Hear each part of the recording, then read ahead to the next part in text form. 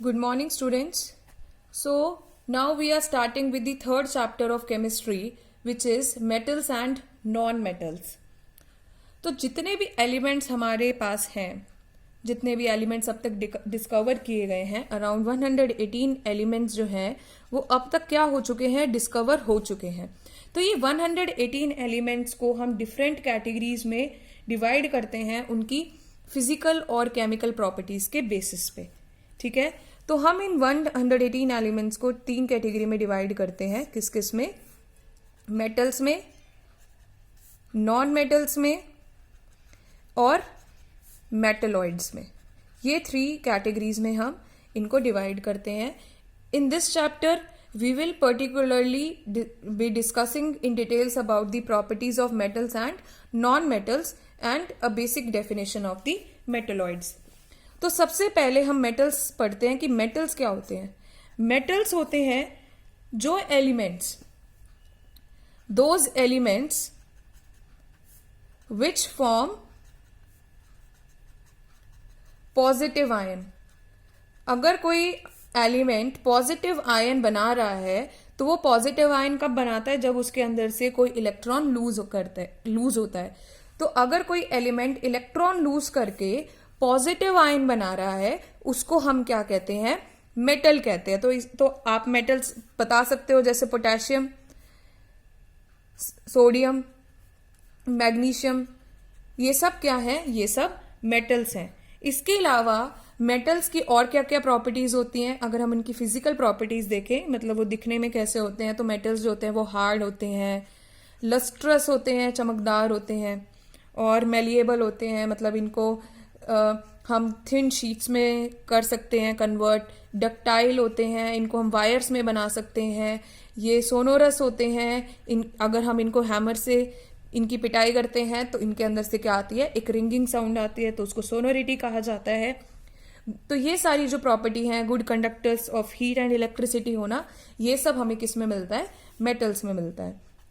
फिर आते हैं नॉन मेटल्स. ठीक है, नॉन मेटल्स जो होते हैं ये क्या करते हैं? ये इलेक्ट्रॉन को गेन करते हैं and form negative ion.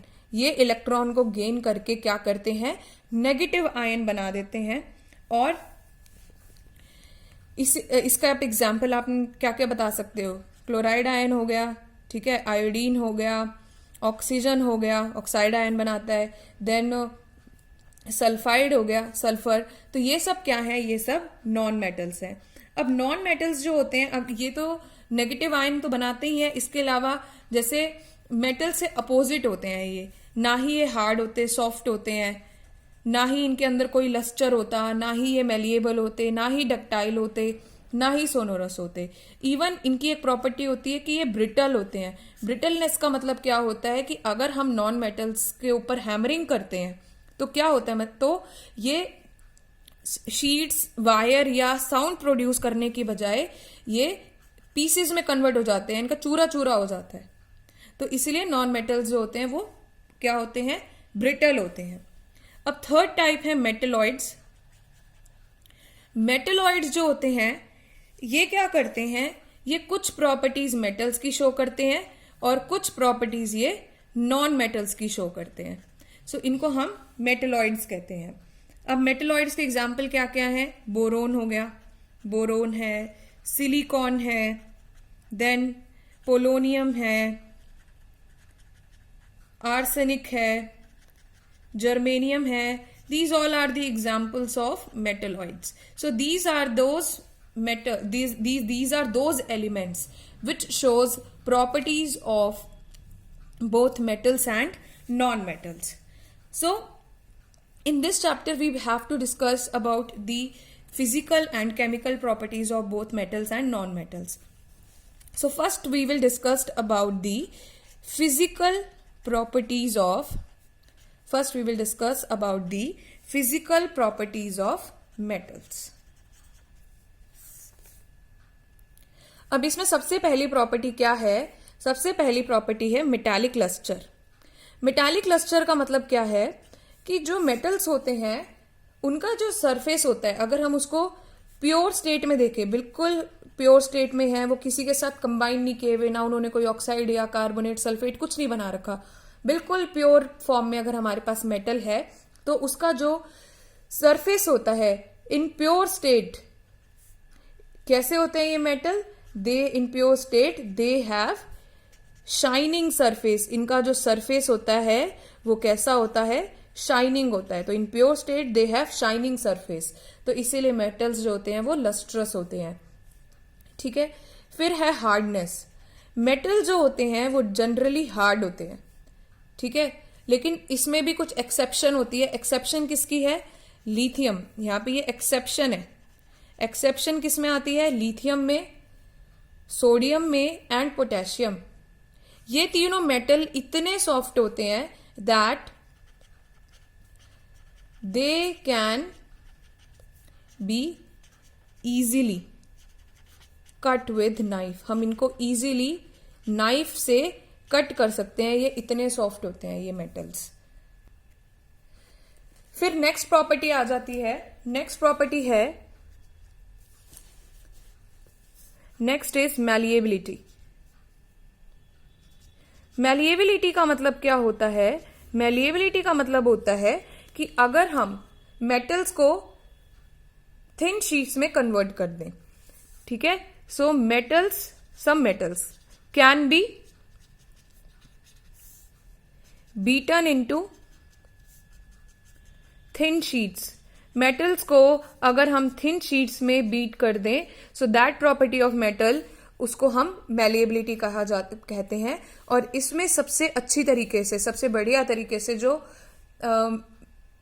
Malleable होते हैं, जो कि थिन शीट्स में कन्वर्ट किए जा सकते हैं, वो कौन से हैं, gold and silver. Gold and silver जो है ये सबसे ज्यादा मैलिएबल होते हैं, they are the most malleable.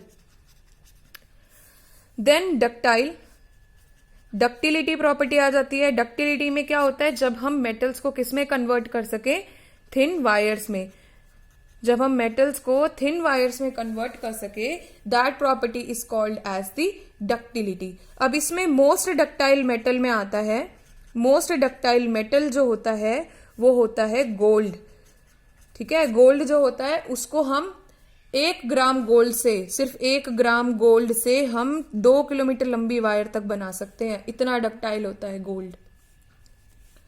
फिर आता है थर्मल कंडक्टिविटी। थर्मल का मतलब क्या होता है, थर्मल मतलब होता है टेम्परेचर, और कंडक्टिविटी का मतलब होता है कि कितनी अच्छी तरीके से वो उसको कंडक्ट कर रहा है, अपने अंदर हीट को ले रहा है। तो मेटल्स जो होते हैं they are good conductors, metals तो गुड कंडक्टर्स होते हैं, तभी तो हम जो कुकिंग यूटेंसिल्स होते हैं, जो हमारे खाने बनाने वाले बर्तन होते हैं, उनको हम मेटल्स का बनाते हैं, क्योंकि जब तक बर्तन गर्म नहीं होगा तो खाना गर्म नहीं हो सकता, तो फूड कुक नहीं हो सकता। तो इसलिए क्योंकि metals they are good conductors of heat, तो हम मेटल्स को यूज करते हैं कुकिंग यूटेंसिल्स को बनाने के लिए। अब इसमें अगेन बेस्ट कंडक्टर हम बात करें तो सबसे अच्छे हीट के जो कंडक्टर होते हैं वो कौन से होते हैं, सिल्वर होता है और कॉपर होता है, ये these are the best conductors of heat. लेकिन कुछ मेटल्स ऐसे भी होते हैं कि जो कि हीट के पुअर कंडक्टर्स होते हैं। तो जो मेटल्स हीट के पुअर कंडक्टर्स होते हैं वो कौन से होते हैं, वो है lead and mercury. So lead and mercury are those metals which are poor conductors of heat. Okay, now is the electrical conductivity. Electrical का मतलब क्या हो गया कि कौन बिजली को कितनी अच्छी तरीके से कंडक्ट कर सकता है। So electrical conductivity, electrical conductivity में मेटल्स जो होते हैं वो again they are good conductors of electricity. Good conductors होते हैं ना इलेक्ट्रिसिटी के, तभी तो हम वायर्स को मेटल्स का बनाते हैं, ठीक है। अब जो सबसे बेस्ट होता है, अगेन बेस्ट वाला आ गया भाई, बेस्ट। बेस्ट जो होता है, best conductor of electricity is silver, ठीक है। ये आप ऑलरेडी उसमें भी पढ़ चुके हैं इन चैप्टर 12 जो आपका फिजिक्स का चैप्टर है। तो जो सिल्वर है वो सबसे अच्छा कंडक्टर होता है इलेक्ट्रिसिटी का। उसके बाद आता है कॉपर। तो इसके अलावा सिल्वर और कॉपर के अलावा एल्यूमिनियम जो है वो भी काफी अच्छा कंडक्टर होता है इलेक्ट्रिसिटी का।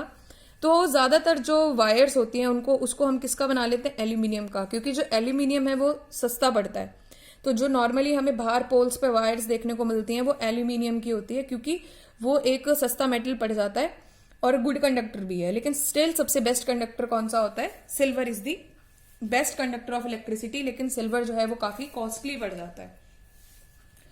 अब वायर्स होती हैं, जैसे ये वायर है, वायर के ऊपर क्या किया जाता है? कोटिंग लगाई जाती है। ठीक है, वायर के ऊपर कोटिंग लगाते हैं।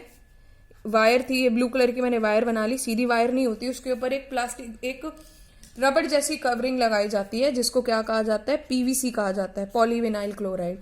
ये पॉलीविनाइल क्लोराइड जो होता है ये रबड़ जैसा मटेरियल होता है, और ये पर्सन को, अब जो बिजली वाला पर्सन है उसको इलेक्ट्रिक शॉक ना लग जाए, तो उसके लिए, उसको प्रोटेक्शन देने के लिए, कि वायर के ऊपर जो आपने कवरिंग देखी हुई है, अलग अलग कलर्स में जो कवरिंग होती है, ग्रीन में, येलो देखी होगी आपने या रेड देखी है, तो वो पॉलीविनाइल क्लोराइड का बना होता है, और उसका काम क्या होता है? वो पर्सन को इलेक्ट्रिक शॉक से बचाता है। ठीक है, देन इज सोनोरस। मेटल्स जो होते हैं वो सोनोरस होते हैं। जैसे आपने अपनी स्कूल में बेल देखी होगी, हर पीरियड के बाद जो बेल बजती है, तो वो एक रिंगिंग साउंड होती है, जैसे रिंग की साउंड होती है ना, रिंगिंग साउंड होती है। तो रिंगिंग साउंड का प्रोडक्शन की प्रॉपर्टी होना इज सोनोरिटी। तो मेटल्स जो होते हैं वो सोनोरस होते हैं, क्योंकि वो साउंड प्रोड्यूस करते हैं जब भी उनको किसी चीज से हिट किया जाए। फिर है फिजिकल स्टेट। मेटल्स जो होते हैं रूम टेम्परेचर पे, नॉर्मली हम मेटल्स को अपने आसपास देखते हैं, तो मेटल्स जो होते हैं नॉर्मली रूम टेम्परेचर पे हमें किस में दिखते हैं? सॉलिड। तो मेटल्स जो होते हैं they are solid at room temperature. Metals are solid at room temperature, लेकिन इसमें एक एक्सेप्शन है मरकरी की। ठीक है, मरकरी जो है वो एक ऐसा मेटल है जो कि लिक्विड है रूम टेम्परेचर पे। तो एक्सेप्शन यहां पे किसकी आ गई? मरकरी की आ गई। देन है melting point and boiling point. दोनों ही हाई होते हैं, क्योंकि अगर मेल्टिंग पॉइंट हाई है तो बॉइलिंग पॉइंट भी बहुत हाई होता है। लेकिन यहां पे एक एक्सेप्शन है अगेन, जैसे सीजियम एंड गैलियम। सीजियम और गैलियम जो है ये दो ऐसे मेटल्स हैं जो कि पाम की जो हीट है, अगर आप अपने हाथ पे इन मेटल्स को रख लोगे तो ये मेल्ट विथ पाम हीट, हाथ की हीट से ही ये पिघल जाते हैं, तो इनका मेल्टिंग पॉइंट बहुत ज्यादा कम होता है। इसके अलावा जो सोडियम होता है, लिथियम होता है, पोटेशियम, इनका भी जो मेल्टिंग पॉइंट है वो कम होता है। फिर है डेंसिटी। डेंसिटी जो अगेन मेटल्स की हाई होती है, मेटल्स जो होते हैं वो काफी डेंस होते हैं, लेकिन इसमें भी exception lithium, sodium and potassium है, क्योंकि ये इतनी इजीली नाइफ से कट हो जाते हैं। तो इसका मतलब क्या है कि इनकी डेंसिटी जो होती है वो भी काफी कम होती है। So these all were the physical properties of metals. Now we will discuss about the physical properties of non-metals. So now we are discussing about the physical properties of non-metals. Okay. So सबसे पहले है non metal जो होते हैं वो कैसे होते हैं? नॉन लस्ट्रस होते हैं। मेटल्स, नॉन मेटल्स के अंदर कोई भी चमक धमक नहीं होती है, दे आर नॉन लस्ट्रस। लेकिन अगेन यहाँ पे भी क्या है? एक एक्सेप्शन है। एक्सेप्शन किसकी है? यहाँ पे हमें याद रखना है आयोडीन की। Iodine is a non metal which is lustrous.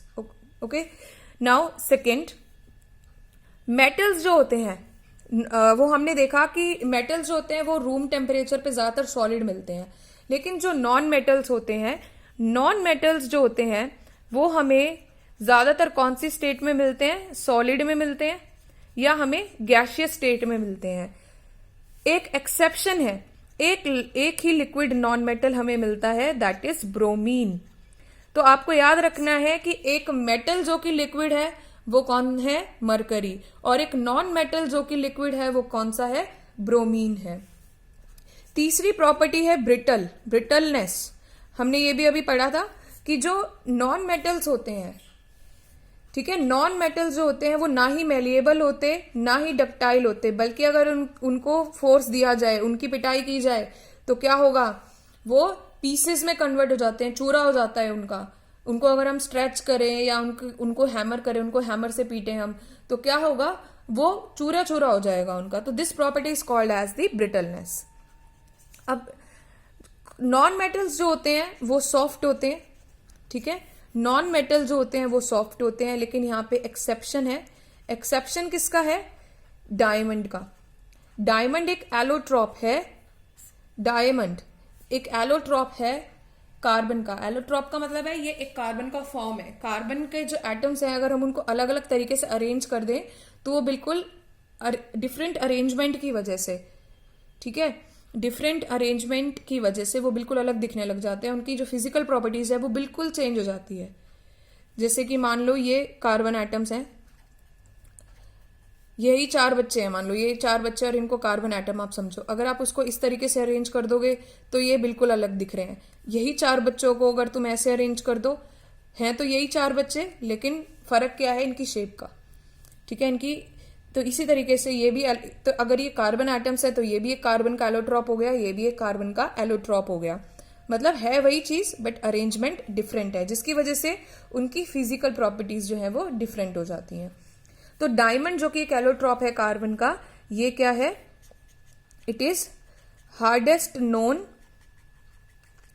Natural substance. तो ये हार्डेस्ट नोन नेचुरल सब्सटेंस है, ठीक है।